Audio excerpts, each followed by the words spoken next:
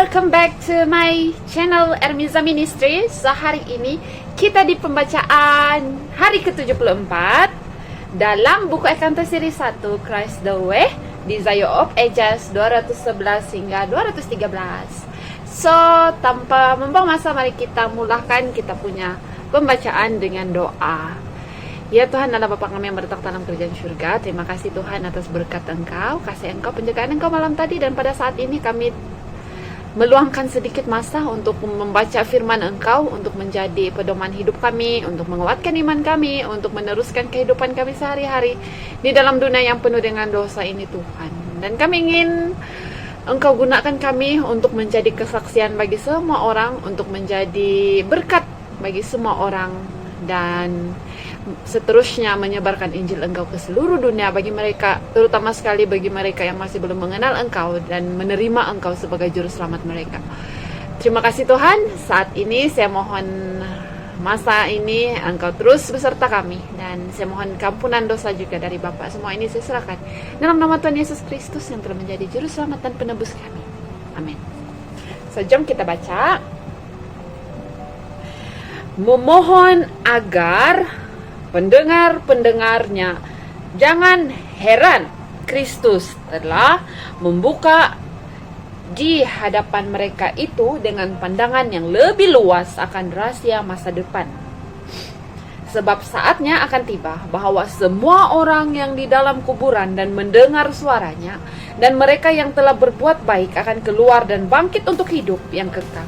Tetapi mereka yang telah berbuat jahat akan bangkit untuk dihukum. Yohanes 5 ayat 28 hingga 29. Jaminan hidup masa depan ini yang telah lama dinanti-nantikan oleh orang Yahudi dan telah diharapkan untuk diterima pada waktu kedatangan Mesias, satu-satunya cahaya yang dapat menerangi kegelapan kubur sedang bersinar di hadapan mereka itu. Tetapi mereka dibutahkan oleh perasaan cinta diri. Yesus telah melanggar tradisi rabi-rabi dan telah menghormati lagi kekuasaan mereka. Yesus telah melanggar tradisi rabi-rabi, saya ulang, oke, dan tidak menghormati lagi kekuasaan mereka. Maka itulah sebabnya mereka tidak percaya. Waktu, tempat, peristiwa, dan tegangnya perasaan yang menguasai orang banyak itu semuanya digabungkan untuk menjadikan perkataan Yesus di hadapan Sanhedrin itu sangat berkesan. Pimpinan agama tertinggi dalam bangsa itu berusaha untuk membunuh dia yang menyatakan dirinya sebagai pembangun bangsa Israel. Tuhan hari Sabat diadili di hadapan pengadilan duniawi untuk menjawab tuduhan karena telah melanggar hukum hari Sabat. Apabila dengan berani ia menyatakan pekerjaannya, hakim-hakim memandang kepadanya dengan keheranan dan kemarahan, tetapi perkataannya tidak dapat dijawab. Mereka tidak dapat menghukum dia. Ia menolak hak imam-imam dan rabi-rabi untuk bertanya padanya atau mencampuri pekerjaannya. Mereka tidak mendapat kekuasaan seperti itu. Pengakuan mereka itu didasarkan atas kesombongan dan kecongkakan. Ia menolak akan kesalahan menurut tuduhan mereka atau diajar oleh mereka itu. Gantinya, ia meminta maaf atas perbuatannya karena ia diperintahkan untuk menjelaskan alasannya dalam berbuat itu.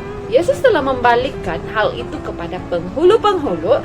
Dengan demikian, yang dituduh telah menjadi penuduh. Ia telah menegur mereka karena kekerasan hati mereka dan kebodohan mereka mengenai Alkitab. Ia berkata bahwa mereka itu telah menolak Dia yang telah diutus oleh Allah. Kamu menyelidiki kitab-kitab suci sebab kamu menyangka bahwa olehnya kamu mempunyai hidup yang kekal. Tetapi walaupun kitab-kitab suci itu memberi kesaksian tentang Aku, dalam tiap-tiap halaman, baik sejarah atau ajaran atau nubuatan, perjanjian lama disinari oleh kemuliaan anak Allah. Sebegitu juga sebagai suatu lembaga ilahi, seluruh peraturan Yahudi adalah himpunan nubuatan Injil kepada Kristus. Segala nabi-nabi pun menyaksikan kisah 10:43. Dari perjanjian yang diberikan kepada Adam sampai kepada bapak-bapak dan orang percaya, terang surga yang mulia itu menjelaskan. jejak-jejak penebus. Orang Majus melihat bintang Bethlehem, Silo yang akan datang.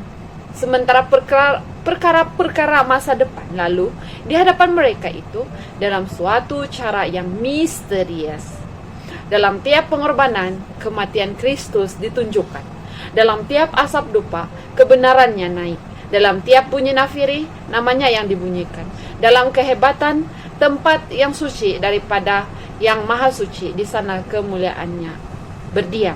Orang Yahudi memiliki kitab suci dan menyangka bahwa dengan pengetahuan mereka secara luar sahaja, mereka telah beroleh hidup yang kekal. Tetapi Yesus berkata, firman-Nya tidak menetap di hatimu. Dengan menolak perkataan Kristus, mereka menolak diri Yesus sendiri. Namun kamu tidak mau datang kepadaku untuk memperoleh hidup itu, katanya. Para pemimpin Yahudi telah mempelajari ajaran nubuatan mengenai kerajaan Mesias, tetapi mereka telah berbuat hal ini bukan dengan kerinduan yang sungguh-sungguh untuk mengetahui kebenaran, tetapi dengan maksud untuk mencari bukti untuk mempertahankan harapan mereka. Bila Kristus telah datang dalam cara yang bertentangan dengan harapan mereka, maka mereka tidak menerima Dia, dan untuk membenarkan diri mereka itu, mereka coba membuktikan bahwa Ia adalah seorang penipu.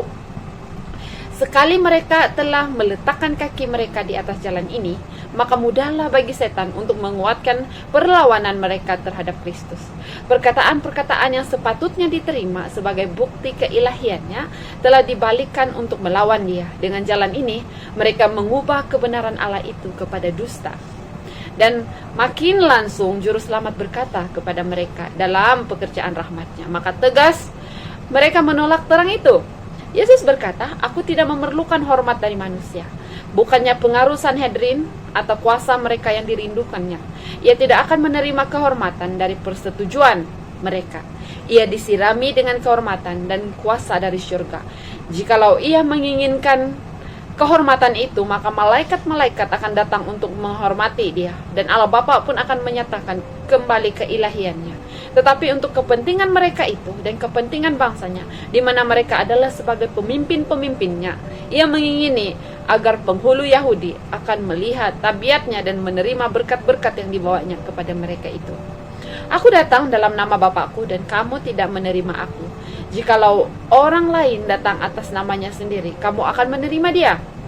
Yesus telah datang dengan kuasa Allah, membawa petanya, menggenapi firman-Nya, dan mencari kemuliaannya.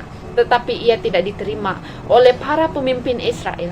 Tetapi bila orang lain akan datang dengan memakai nama Kristus, tetapi menurut kemauan mereka sendiri dan mencari kemuliaan mereka sendiri, mereka akan diterima. Dan mengapa?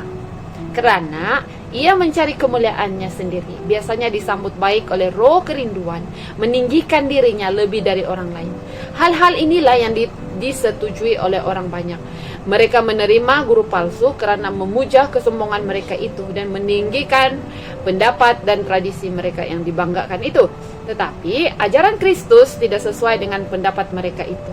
Ajaran itu bersifat rohani dan menuntut penyangkalan diri. Oleh sebab itu, mereka tidak menerima ajaran itu. Mereka tidak mengenal Allah, dan bagi mereka itu, suaranya melalui Kristus adalah sebagai suara seorang asing. Bukankah hal yang sama pula telah terulang pada zaman kita ini? Bukankah banyak orang sampai kepada para pemimpin agama sedang mengeraskan hati mereka itu dalam menentang Roh Suci, sehingga mereka tidak lagi mengenal suara Allah? Bukankah mereka itu sedang menolak firman Allah agar mereka dapat memelihara tradisi mereka itu sendiri? Sebab jikalau kamu percaya kepada Musa, kata Yesus, tentu kamu akan percaya juga kepadaku, sebab ia telah menulis tentang aku. Tetapi jikalau kamu tidak percaya akan apa yang ditulisnya, bagaimanakah kamu akan percaya akan apa yang aku katakan? Kristuslah yang telah berkata kepada orang Israel melalui Musa. Jika mereka mendengar suara ilahi yang berkata melalui pemimpin besar mereka, mereka akan mengenal suara itu dalam ajaran Kristus. Jikalau mereka percaya pada Musa, mereka harus percaya akan Dia yang telah dituliskan oleh Musa. Yesus telah mengetahui bahwa imam-imam dan rabi-rabi berniat untuk membunuh Dia. Tetapi dengan jelas Ia telah menerangkan kepada mereka itu tentang persatuannya dengan Bapa dan hubungannya dengan dunia ini. mereka melihat bahwa tuduhan mereka terhadap dia tidak beralasan sama sekali.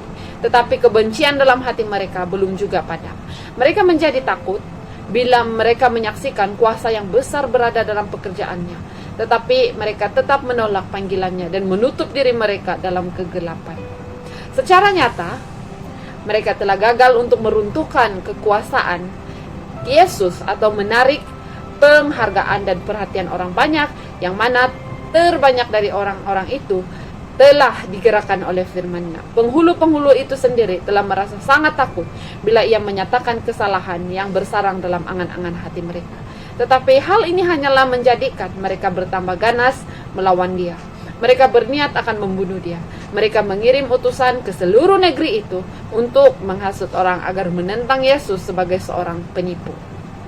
Mata-mata telah dikirim untuk mengamati dia dan melaporkan apa yang telah dikatakan dan diperbuatnya. Juru selamat yang indah kini agak lebih jelas sedang berdiri di bawah bayangan salib.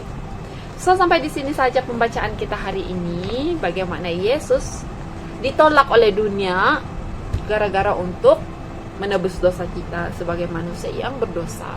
Kan betapa sedihnya bila semua orang di dunia, bukan semualah, ada majority orang di dunia ingin menjatuhkan Yesus dan ingin Yesus disalibkan dan ingin Yesus dibunuh, sedangkan Yesus sama sekali tidak bersalah.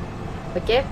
So, begitu besar pengorbanan Yesus untuk kita semua, dan mari kita tetap teguh, tetap kuat, berpegang pada firman Tuhan agar kita juga suatu hari nanti dapat berjumpa dengan Yesus dan berkongsi dengan Yesus secara nyata pengalaman-pengalaman dia datang ke dunia sebagai manusia biasa untuk menebus dosa kita semua. So, sampai di sini saja pelajaran kita hari ini. Terima kasih karena sudah bersama dengan saya, dan mari kita akhiri pembacaan kita dengan doa.